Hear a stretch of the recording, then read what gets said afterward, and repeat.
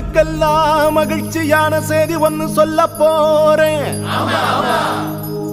வானதூதர் வாழ்த்துரைக்க வையமெல்லாம் வாழ்வு பெற இடையர்கள் கூடி வர ஞானிகள் தேடி வர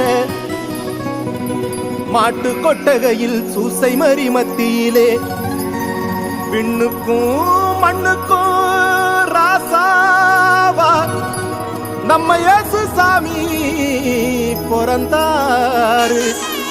நம்ம இயேசு சாமி பிறந்தாரு.